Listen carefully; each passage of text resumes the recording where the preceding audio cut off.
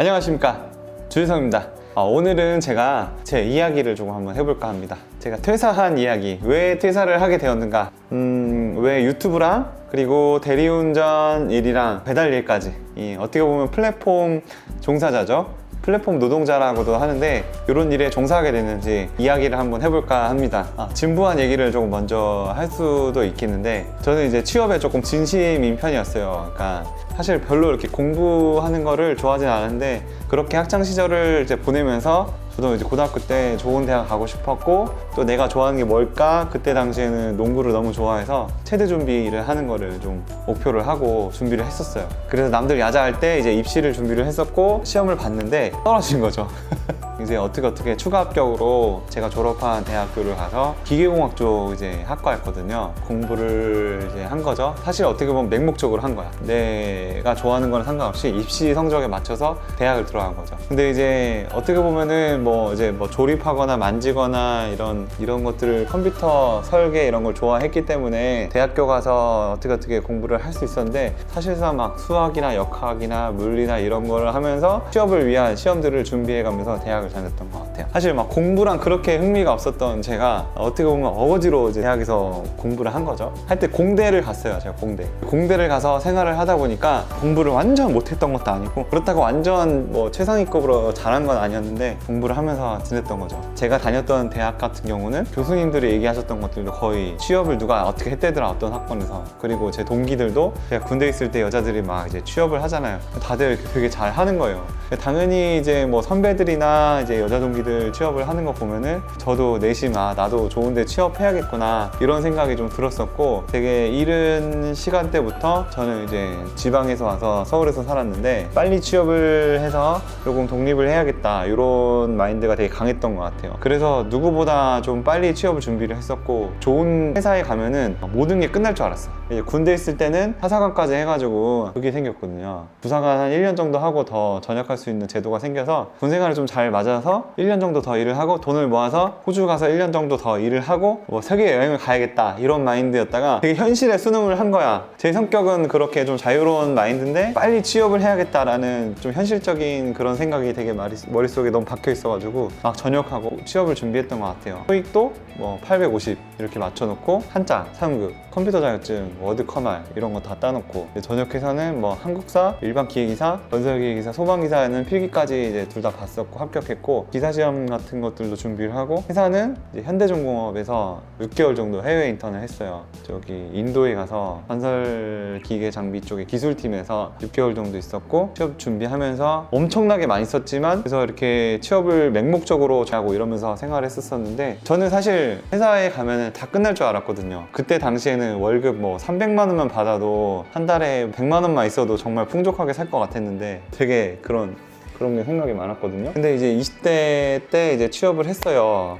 회사에 들어갔죠. 처음에는 원래는 한수원에 최종 면접 2배수를 남겨놓고, 그때는 이제 어느 지역이든 상관이 없었던 거지. 어느 지역이든 상관이 없었고, 전혀 제 지역은 저한테는 고려사항이 아니었던 거예요. 근데 누구나 다 대기업, 공기업, 공무원, 중소중견 이렇게 다들 이렇게 준비를 하잖아요. 저도 기왕이면은 열심히 해서 좋은 데 가야겠다, 이런 생각이 들었었고, 어느 기업이든 상관이 없었던 거예요. 좋은 연봉과 좋은 복지, 그리고 근무 조건 이런 걸 생각해 봤을 때, 그때는 이제 제가 공공기관이랑 좀 성향이 잘 맞을 것 같고, 아무래도 공기업은 정년까지는 보장 안 돼도 거의 정년까지는 하고 일을 하고, 월급도 나쁘지 않게 주는 것 같고, 복지도 괜찮고, 그리고 연봉도 나쁘지 않았고, 그런 데 가면은 나는 진짜 여한 없이 살 것 같다, 이렇게 시작이 됐었는데, 그래서 제가 퇴사한 이유를 생각을 해보니까, 첫 번째는 이주를 했었어야 됐어요. 취업을 하고 서울에서 이제 연고를 갖고 살다가 나주를 갔어요. 근데 가면서 제가 원래 지내고 사람들이랑 좀 떠나서,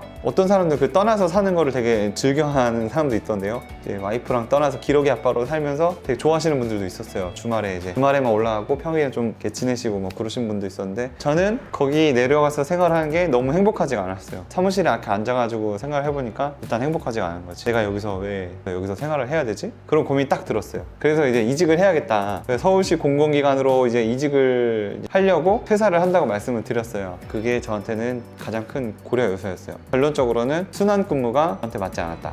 두 번째는 생각보다 공기업이라고 해서 워라밸이 좋지는 않았다. 일의 난이도가 엄청 높아서 그런 것도 전혀 아니었는데 쓸데없이 있어야 되는 시간들이 되게 많았어요. 그러니까 9시 정시 출근이잖아요. 그런 게 아니거든요. 물론 9시 출근해서 6시에 퇴근하는 회사나 아니면 막 유연하게 근무하는 회사는 IT 회사를 제외하고는 대부분 아니기는 한데 보통 8시까지는 자리에 앉아 있어야 돼요. 일이 없어도. 저녁 7시, 8시까지는 회사에 또 앉아 있어야 돼. 일단 회사에 있는 순수한 시간만 해도 12시간이고 출근하는 시간 1시간, 퇴근하는 시간 1시간 이렇게 생각을 해보면은 내가 잠자는 시간 제외하고는 대부분 회사에 있어야 되는 거예요. 뭐 회사에 일이 많든 없든 간에 회사에 있어야 되는데 그게 너무 비효율적이고 생산적이지도 않고 저랑 그게 맞지가 않는 거예요. 그런 것들이 저한테 맞지가 않으니까 이게 저는 그 MBTI가 ENFP거든요. 그러니까 되게 자유분방하고 즉흥적이고 또 외향적이고 그 사무실에 그 적막한 사무실에서 막 뭐 저쪽 과장님이 하루 종일 놀고 있는데 저 월급 받는 거 보고 있는 것도 별로 좋지도 않고 이 신입사원은 수습이나 인턴이나 뭐 신입사원들은 월급도 조금 받는데 막 진짜 밤낮 없이 일을 하거든요. 그러니까 그런 거 보는 것도 꼴 보기 싫었고 차라리 그냥 내가 나와서 어떤 일이든 그냥 뭐 대리든 그냥 개인 사업이든 이거 이직이든 유튜브를 하든 노력으로 내 일로 하면서 돈을 버는 게 저한테는 더 좋을 것 같다 이런 생각이 들어서 퇴사를 결정하게 됐습니다. 이제 퇴사를 하니까 뭐 단점들이 조금 보이더라고요. 단점 첫 번째, 일단은 고정적인 수입이 없어져요. 이 코로나 시기에나 아니면은 진짜 경제적 상황이 이제 뭐 어려운 상황에서 이 플랫폼 종사나 플랫폼 노동들이 정말 힘들어지는 시기에는 회사의 수입보다 줄어들거나 그럴 때가 좀 있거든요. 아무래도 사람이 마음이 위축되고 심리적으로 좀 그럴 때가 있어요. 퇴사를 하고 보니 두 번째로 보이는 단점 중에서 약간 사회적인 시선? 그런 것들이 조금 느껴져요. 저 같은 경우는 유튜브를 하고 있고 조금 떳떳한 편인데 운전 일을 하고 있다라고 얘기를 하진 않았거든요. 예전에는 공기업을 다니고 있어요. 이렇게 이야기를 하면은 안 좋게 보지는 않았거든요. 좀 열심히 살았구나 이런 인식들이 있었는데 지금은 대리운전하고 유튜브도 하고 배달도 합니다 라고 하면은 인생 막 사네 라는 듯한 뭐 이런 얘기 같은 것들 많이 하거나 그러니까 사람마다 어떻게 보면 사는 방식들이 굉장히 다르기도 한데 사회적인 시선 같은 것들이 좋지 않습니다. 세 번째 이유는 저의 소속이 명확하지가 않아요. 그 조직 생활에 그 테두리에 있지 않아서 조직의 안정감을 느낄 수가 없어요. 보통 고등학교 다닐 때는 저 어디 고등학교 다니고 있어요. 무슨 학생이에요? 그런 소속과 신분이 명확하고 지금은 이제 저 그냥 어떻게 보면은 프리랜서잖아요. 조직적인 그런 협업을 통해서 일을 하거나 테두리 안에 있어가지고 안정감을 느낄 수가 없는 거죠. 그게 좀 단점인데 한편으로는 좀 자유롭기도 해요. 그래서 이제 이런 단점들이 이렇게 있습니다.